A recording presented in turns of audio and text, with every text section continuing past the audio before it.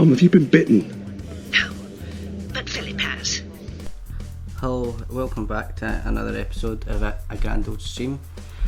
This one's a wee bit late up because I was too steaming yesterday to even bother start recording, so I just thought I'd wait till today.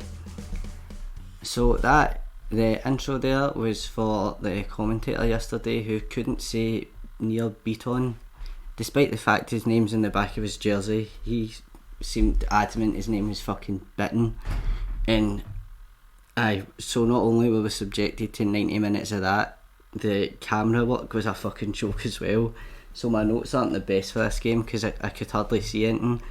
It looked like, see these scenes in films when like somebody gets drugged and their vision starts going away at the side and everything and they kind of start hallucinating. That's what that full game was like yesterday. So yesterday we faced a team decimated with injury. I think they had about 7 players out. So obviously the last team with that many players out pumped us 4-1, Sparta Prague, but luckily this didn't happen again. So yesterday, like every game just now, was a must win. So we went into the first half. I thought for the first 30 minutes I thought we looked really good, but after that it looked like we petered out, and I felt like I could already hear Lennon at the end of the game saying, oh, we had a good 30 minutes. So Frimpong was hitting the byline a lot in this game. I think after his assist in the last game, when he got down to the byline, put it in, and Turnbull scored, and then he didn't do it for the rest of the game for some reason. I think he's been told to just keep doing that because it's clearly working. So he flashed one across the front of the goal, but there was just nobody there to get the final touch on it, and he put a cross over to Griffiths at the back post, who got a head on it, but unfortunately it came back off the post. So I thought Frimpong was looking really promising in that half. Turnbull as well was looking good. He kept taking the ball in the turn, which you need against a team that does that. They just packed sort of 2 layers of defenders, it is basically. So his first turn a few times got him past the first line of defence, but then we just couldn't seem to break past that last line before getting a shot away. Ryan Christie looked a bit more sort of tamed in that game. He wasn't doing his usual wild shots.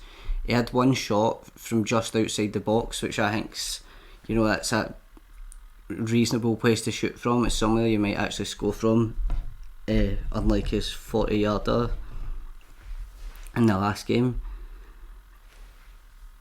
So a few people are still a bit annoyed with Christie, but I thought he was alright. I don't know if he's just been that bad that he just has to be not terrible and I start giving him credit for it, but I actually thought he'd done alright.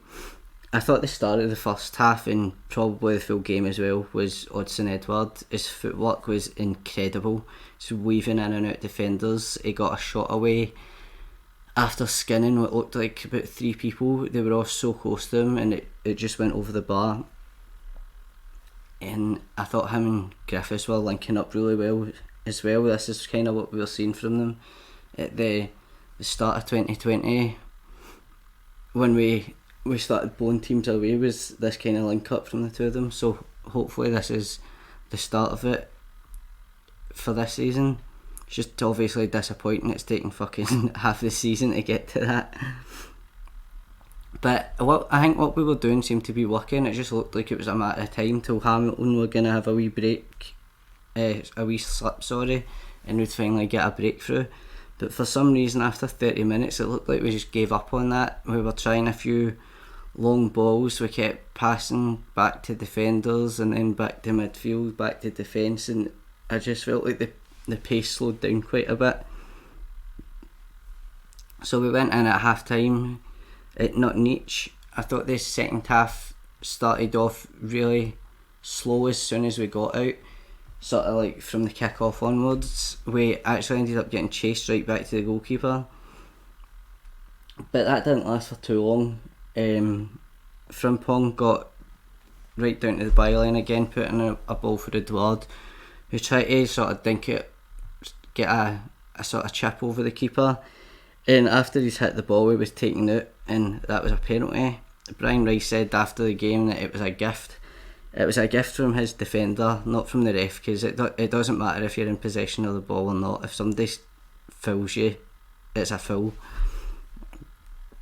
So Edouard took a respectful penalty this time, no Panenkas, just hit it right in, plenty of pace on it. I don't think there's any keeper that's going to save one like that, and you know that's why he takes the penalties and not fucking Ryan Christie.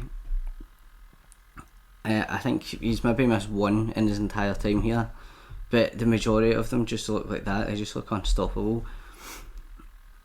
So the rest of that in this half, Edouard and Griffiths were linking up well again. They had a really good move for Griffiths' goal. The ball came into Edouard.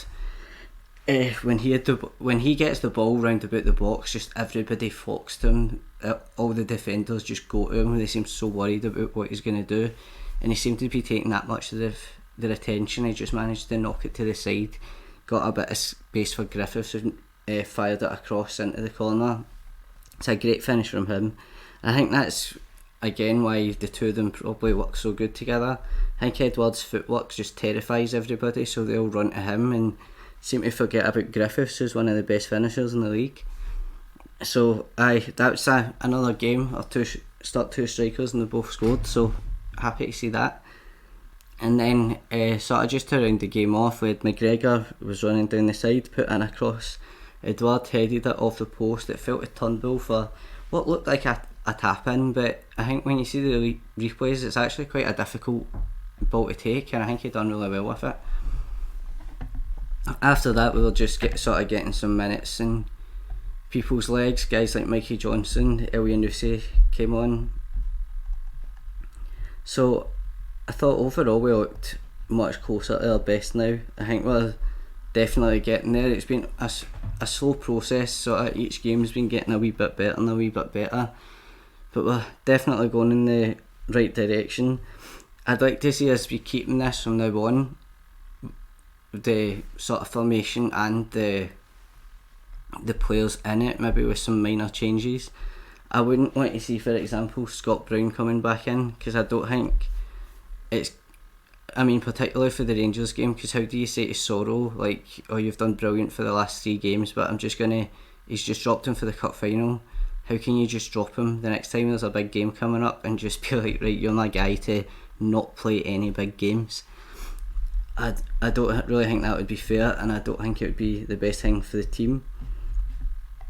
So that was another win for us, 3 wins in the bounce in the league and another clean sheet, which is, I mean, this time last month you'd probably think that was unthinkable, 3 clean sheets in a row, but here we are.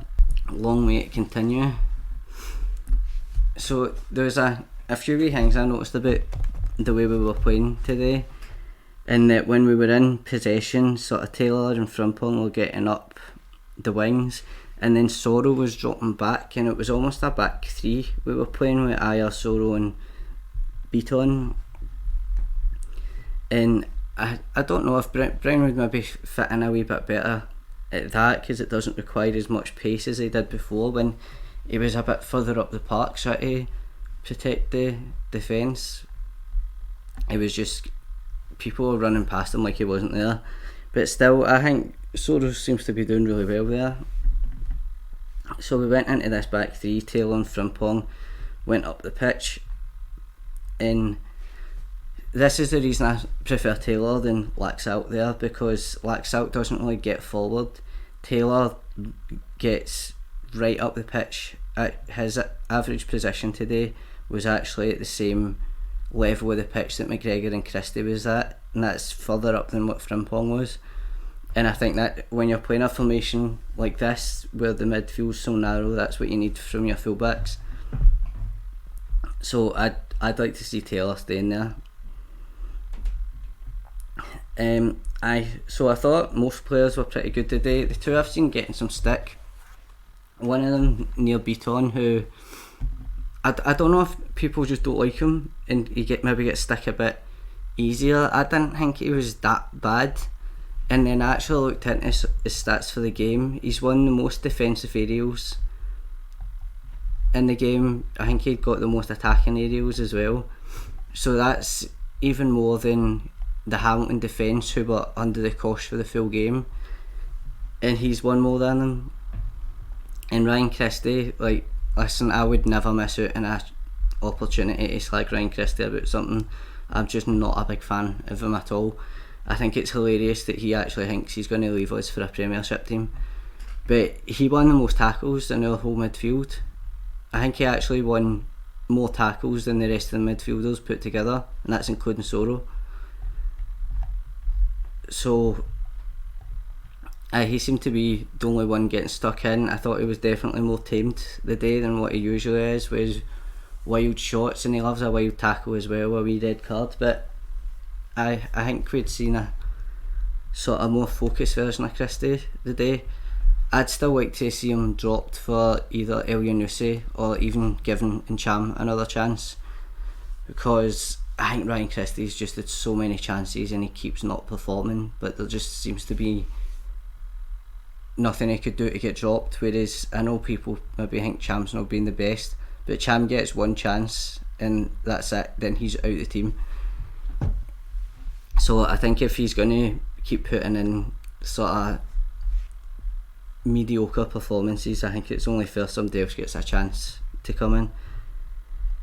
That's all I've really got for this one. Like I said, I could hardly fucking see any of the game because of that dodgy camera work from Sky today. They obviously value Scottish football so much, they've got the most up to date ones, don't they? But we are playing Dundee United on Wednesday, another must win for us, so I'll be back, maybe do a pre-match before that. I'm actually back in work on Tuesday, and then I'll be fucking jumping out of work early on Wednesday to catch that game, so I will see. I'll be back either before or after that game to do one. Thanks for listening. Please remember to subscribe or follow this podcast wherever you get your podcasts, and I'll see you then.